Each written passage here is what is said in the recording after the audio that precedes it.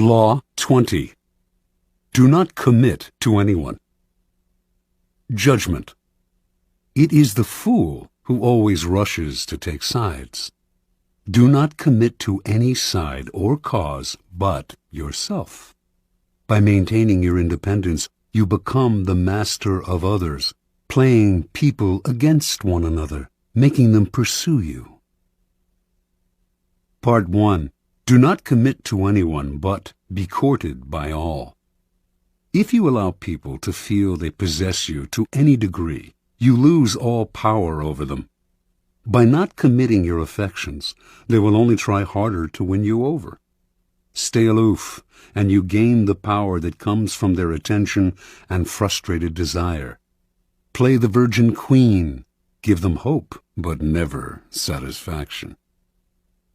Observance of the law. When Queen Elizabeth I ascended the throne of England in 1558, there was much to do about her finding a husband. The issue was debated in Parliament and was a main topic of conversation among Englishmen of all classes. They often disagreed as to whom she should marry, but everyone thought she should marry as soon as possible, for a queen must have a king and must bear heirs for the kingdom. The debates raged on for years.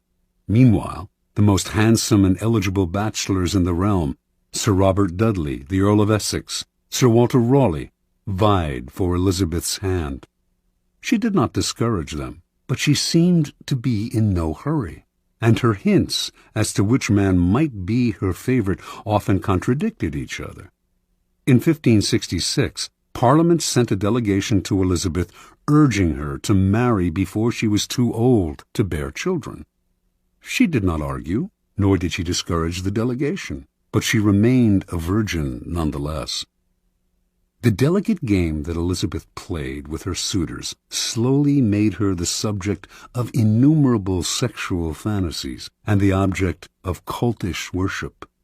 The court physician, Simon Forman, used his diary to describe his dreams of deflowering her.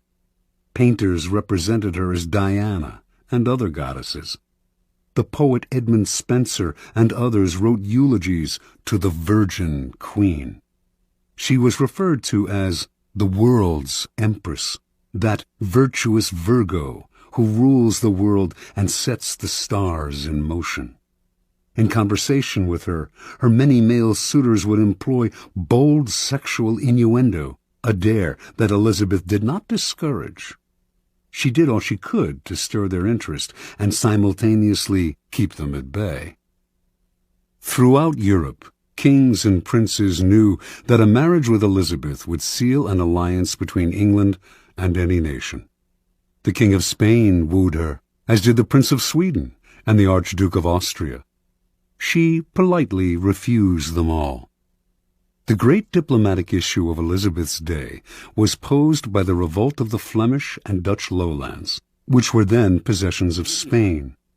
Should England break its alliance with Spain and choose France as its main ally on the continent, thereby encouraging Flemish and Dutch independence? By 1570, it had come to seem that an alliance with France would be England's wisest course. France had two eligible men of noble blood, the Dukes of Anjou and Alençon, brothers of the French king. Would either of them marry Elizabeth? Both had advantages, and Elizabeth kept the hopes of both alive. The issue simmered for years. The Duke of Anjou made several visits to England, kissed Elizabeth in public, even called her by pet names. She appeared to requite his affections. Meanwhile, as she flirted with the two brothers, a treaty was signed that sealed peace between France and England. By 1582, Elizabeth felt she could break off the courtship. In the case of the Duke of Anjou in particular, she did so with great relief. For the sake of diplomacy, she had allowed herself to be courted by a man whose presence she could not stand and whom she found physically repulsive. Once peace between France and England was secure, she dropped the unctuous Duke as politely as she could. By this time, Elizabeth was too old to bear children. She was accordingly able to live the rest of her life as she desired, and she died the Virgin Queen. She left no direct heir, but ruled through a period of incomparable peace and cultural fertility. Interpretation. Elizabeth knew that marriage can often lead to a female ruler's undoing. By marrying and committing to an alliance with one party or nation, the queen becomes embroiled in conflicts that are not of her choosing, conflicts which may eventually overwhelm her or lead her into a futile war. Also, the husband becomes the de facto ruler and often tries to do away with his wife, the queen. She had two goals as a ruler: to avoid marriage and to avoid war. She managed to combine these goals by dangling the possibility of marriage in order to forge alliances. The moment she committed to any single suitor would have been the moment she lost her power. She had to emanate mystery and desirability, never discouraging anyone's hopes, but never yielding. Through this lifelong game of flirting and withdrawing, Elizabeth dominated the country and every man who sought to conquer her. As the center of attention, she was in control. Keeping her independence above all, Elizabeth protected her power and made herself an object of worship. Keys to power. When you hold yourself back, you incur not anger, but a kind of respect. You instantly seem powerful because you make yourself ungraspable rather than succumbing to the group or to the relationship, as most people do. This aura of power only grows with time. As your reputation for independence grows, more and more people will come to desire you, wanting to be the one who gets you to commit. Desire is like a virus. If we see that someone is desired by other people, we tend to find this person desirable too. The moment you commit, the magic is gone. You become like everyone else. People will try all kinds of underhanded methods to get you to commit. They will give you gifts, shower you with favors, all to put you under obligation. Encourage the attention, stimulate their interest, but do not commit at any cost. Accept the gifts and favors if you so desire, but be careful to maintain your inner aloofness. You cannot inadvertently allow yourself to feel obligated to anyone.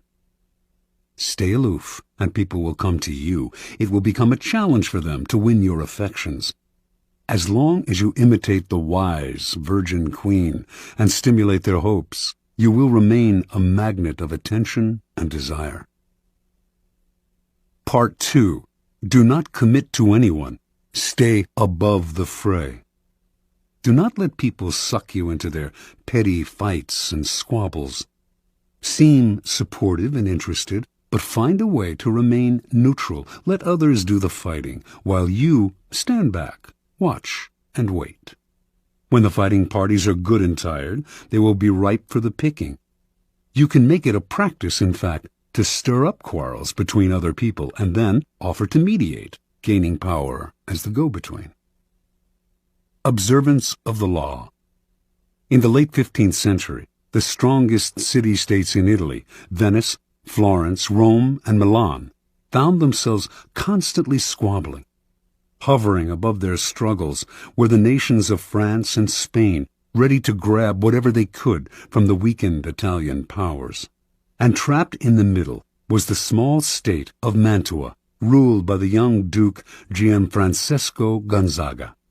Mantua was strategically located in central Italy, and it seemed only a matter of time before one of the powers swallowed it up, and it ceased to exist as an independent kingdom.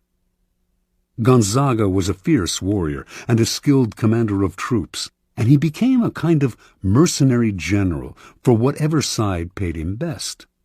In the year 1490, he married Isabella d'Este, daughter of the ruler of another small Italian kingdom, Ferrara. Since he now spent most of his time away from Mantua, it fell to Isabella to rule in his stead. Isabella's first true test as ruler came in 1498, when King Louis XII of France was preparing armies to attack Milan. In their usual perfidious fashion, the Italian states immediately looked for ways to profit from Milan's difficulties. Pope Alexander VI promised not to intervene, thereby giving the French carte blanche. The Venetians signaled that they would not help Milan either, and in exchange for this, they hoped the French would give them Mantua. The ruler of Milan, Lodovico Sforza, suddenly found himself alone and abandoned. He turned to Isabella d'Este, one of his closest friends, also rumored to be his lover, and begged her to persuade Duke Gonzaga to come to his aid. Isabella tried, but her husband balked, for he saw Sforza's cause as hopeless. And so, in 1499, Louis swooped down on Milan and took it with ease. Isabella now faced a dilemma. If she stayed loyal to Lodovico, the French would now move against her. But if, instead, she allied herself with France, she would make enemies elsewhere in Italy, compromising Mantua once Louis eventually withdrew. And if she looked to Venice or Rome for help, they would simply swallow up Mantua under the cloak of coming to her aid. Yet she had to do something. The mighty king of France was breathing down her neck. She decided to befriend him, as she had befriended Lodovico Sforza before him, with alluring gifts, witty, intelligent letters, and the possibility of her company. For Isabella was famous as a woman of incomparable beauty and charm. In 1500, Louis invited Isabella to a great party in Milan to celebrate his victory. Leonardo da Vinci built an enormous mechanical lion for the affair. When the lion opened its mouth, it spewed fresh lilies, the symbols of French royalty. At the party, Isabella wore one of her celebrated dresses.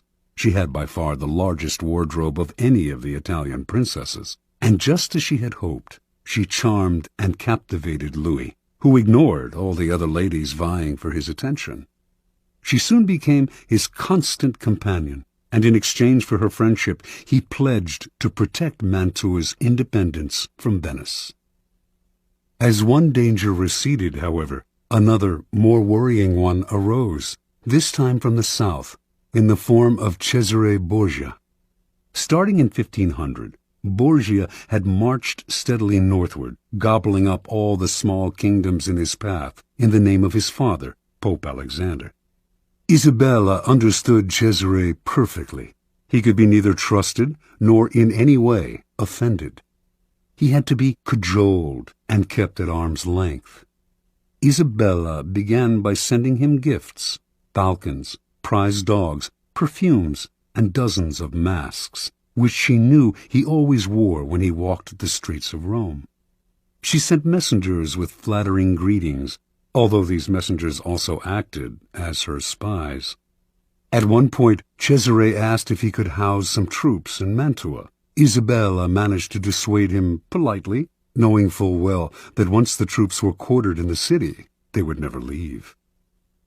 Even when Isabella was charming Cesare, she convinced everyone around her to take care never to utter a harsh word about him, since he had spies everywhere and would use the slightest pretext for invasion. When Isabella had a child, she asked Cesare to be the godfather. She even dangled in front of him the possibility of a marriage between her family and his. Somehow it all worked, for although elsewhere he seized everything in his path, he spared Mantua. In 1503, Cesare's father Alexander died, and a few years later the new pope, Julius II, went to war to drive the French troops from Italy. When the ruler of Ferrara, Alfonso, Isabella's brother, sided with the French, Julius decided to attack and humble him. Once again, Isabella found herself in the middle, the Pope on one side, the French and her brother on the other.